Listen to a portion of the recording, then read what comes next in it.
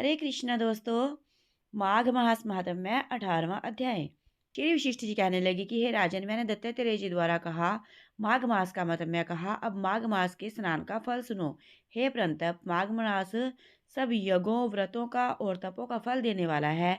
माघ मास में स्नान करने वाले स्वयं तो स्वर्ग में जाते ही हैं, उनके माता और पिता दोनों के कुलों को भी स्वर्ग का प्राप्त होता है। जो माघ मास से सूर्योदय के समय नदी आदि में स्नान करता है, उसके माता-पिता के 7 कुलों की पीढ़ी स्वर्ग को प्राप्त होती है। माघ मास में स्नान करने वाले दुराचारी और कुकर्मी मनुष्य भी पापों से मुक्त हो जाते हैं। इस मास में हरि का पूजन करने वाले पाप समुदाय से छूटकर भगवान के स्त्री शरीर वाले हो जाते हैं।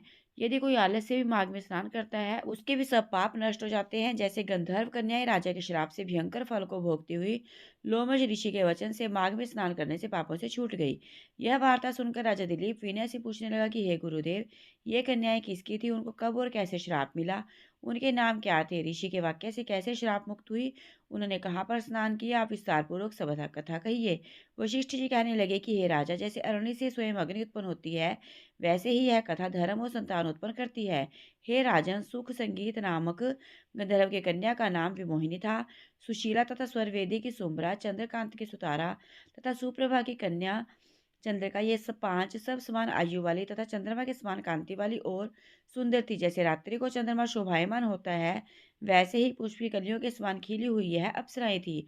ऊंचे पयोधर वाली पद्मिनी वैशाख मास की कामिनी यौवन दिखाती हुई, नवीन पत्तों वाली लता के स्त्रीश, गोरे रंग सोने के स्त्रीश चमकती हुई और सोने के अलंकारों से सुशोभित सुंदर वस्त्र धारण किए हुए, अनेक प्रकार के गाने और वीणा तथा बांसुरी तथा दूसरे बाजे बजाने में प्रवीण और ताल स्वर तथा नृत्य कला में निपुण थी। इस प्रकार वे कन्याएं क्रीड़ा करती हुई कुबेर के स्थान में विचरती थी।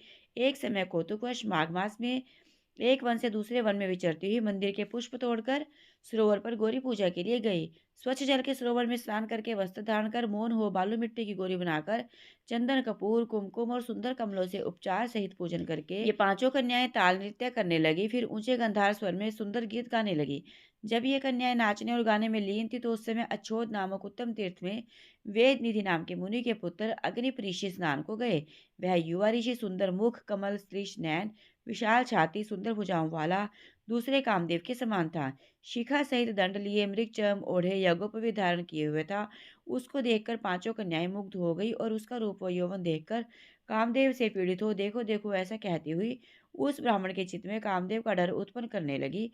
आपस में विचार करने लगी कि यह कौन है? रति रहित होने से कामदेव नहीं और एक होने से अश्विनी कुमार नहीं। यह कोई गंधर्व या किन्नर या कामरूप धारण कर कोई सिद्ध या किसी ऋषि का श्रेष्ठ पुत्र या मनुष्य है। कोई भी हो, ब्रह्मा जी ने इसको हमारे लिए ही बनाया है। जैसे पूर्व कर्म के प्रभाव से संपत्ति प्राप्त होती है, वैसे ही गौरी जी ने हम कुमारियों के लिए श्रेष्ठ वर दिया है। और आपस में यह तुम्हारा वर है या मेरा, अथवा सबका, ऐसा कहने लगी। जिस समय उस ऋषि पुत्र ने अपनी मध्यान्ह की क्रिया करके ऐसे वचन सुने, तो वह सोचने लगा कि यह तो बहुत बड़ी समस्या उत्पन्न हो गई। ब्रह्मा, विष्णु, महेश आदि देवता तथा बड़े योगेश्वर भी स्त्रियों के भ्रमजाल में मोहित हो गए हैं। इनके तीक्ष्ण बाणों से किसका मन रूपी हिरण घायल नहीं हो सकता? जब तक नीति और बुद्धि रहती है, तब तक पाप से भय रहता है। जब तक की गंभीरता रहती है, यम विधि का पालन होता है, तब तक मनुष्य स्त्रियों के कामरूप बाणों से बांधा नहीं जा सकता। ये मुझे उन्मत्त और मुग्ध कर रही हैं। किन गुणों से धर्म की रक्षा हो सकती है? स्त्रियों के मांस, रक्त, मल मूत्र से बने घृणित और शुद्ध शरीर में कामी लोगों की सुंदरता की कल्पना करके नमन करते हैं। शुद्ध बुद्ध वाले महात्माओं जी ने स्त्रियों के पास रहना कष्टकारक कहा, सो जब तक यह पास आए घर चले चलना चाहिए। अतः जब तक वह उसके पास आई, वह योग बल के द्वारा अंतर्ध्यान हो गया। ऋषि पुत्र के ऐसे अद्भुत कर्म देखकर वह चकित होकर डरी हुई चारों ओर देखने लगी और आपस में कहने लगे कि यह क्या इंद्रजाल था जो देखते देखते विलीन हो गया। और वह वीरा की अग्नि में जलने लगी और कहने लगी कि हे कांत, तुम हमको छोड़कर कहाँ चले गए? क्या तुमको ब्रह्मा ने हमको वीरा रूपी अग्नि में जलाने के लिए बनाया था? क्या तुम्हारा चित्त दया रहित है जो हमारा चित्त दुखाकर चले गए? क्या तुमको हमारा विश्वास नहीं? क्या तुम कोई काम मायावी हो? बिना किसी अपराध के हम लोगों पर क्यों क्रोध करते हो? तुम्हारे बिना हम नहीं जिएंगी।